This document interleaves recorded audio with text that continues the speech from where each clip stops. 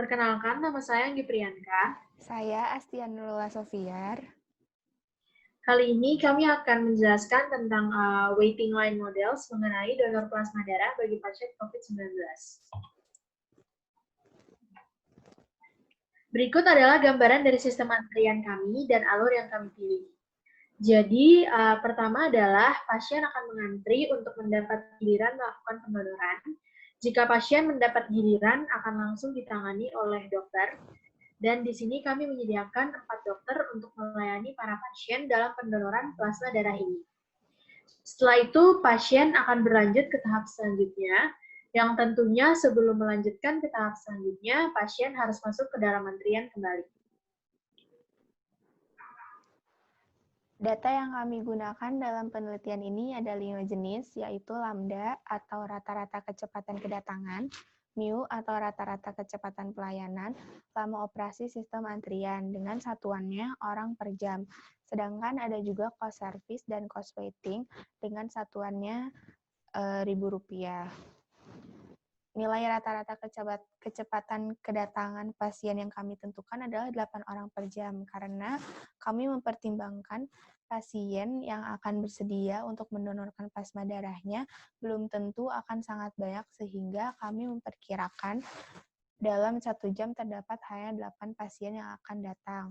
Dan nilai rata-rata kecepatan pelayanannya itu ada 4 orang per jam, yang berarti dalam 1 jam kami dapat melayani pasien secara langsung, karena kami menyediakan 4 dokter yang menangani proses donor secara langsung, serta kami memperkirakan bahwa 1 orang yang melakukan pendonoran akan membutuhkan proses selama 1 jam, karena setiap pasien membutuhkan adaptasi yang cukup lama untuk pendonorannya.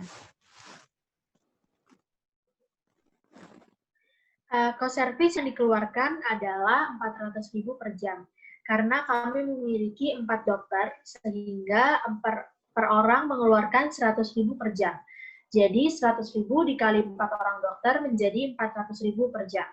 Dan cost waiting yang kami keluarkan adalah 200.000 per jam, yang merupakan kerugian kami jika pasien yang menunggu terlalu lama memutuskan untuk pulang atau membatalkan untuk mendonorkan plasma darahnya. Alasan lain yang kami gunakan dari angka di atas tersebut karena kami sudah memperkirakan rata-rata pasien yang akan datang dan lama pasien yang berada dalam sistem antrian. Serta kami juga sudah memperkirakan biaya yang akan dikeluarkan sesuai dengan kebutuhan pendonoran per jamnya.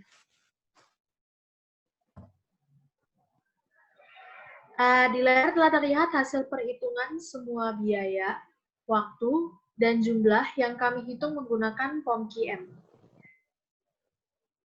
Dapat rata-rata server utilization-nya adalah sebesar 0,5, rata-rata jumlah orang di antrian sebesar 0,17, rata-rata jumlah orang di dalam sistem 2,17, rata-rata waktu di antrian adalah 0,02 jam, rata-rata waktu di dalam sistem 0,27 jam, kos yang dihasilkan dalam antrian sebesar 1.634.783, dan kos yang dikeluarkan di dalam sistem sebesar 2.034.783.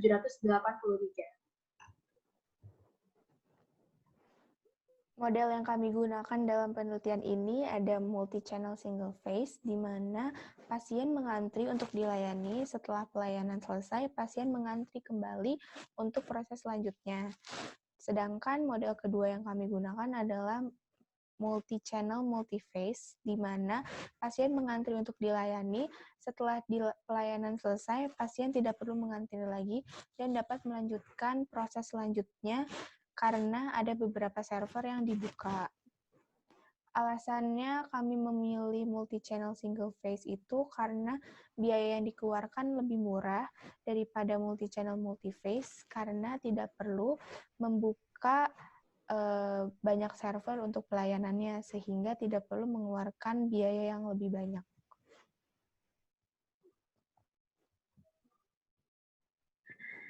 Dengan adanya pandemi COVID-19 ini tentunya mempengaruhi kepada proses pendonoran ini. Sebenarnya keadaan pandemi lebih mempengaruhi kepada waktu yang dapat dihabiskan selama proses pendonoran, tetapi kepada sistem dan alur antrian tak terlalu berdampak besar. Keadaan pandemi ini membuat kami mengatur antrian serta pembatasan jumlah pasien yang berada di dalam suatu ruangan yang sama, sehingga tidak boleh terlalu banyak pasien yang ditangani secara sekaligus, yang tentunya akan membuat sedikit lebih lama dalam proses antrian dan proses pendonoran karena tetap memperhatikan social distancing. Sekian dari kami. Terima kasih.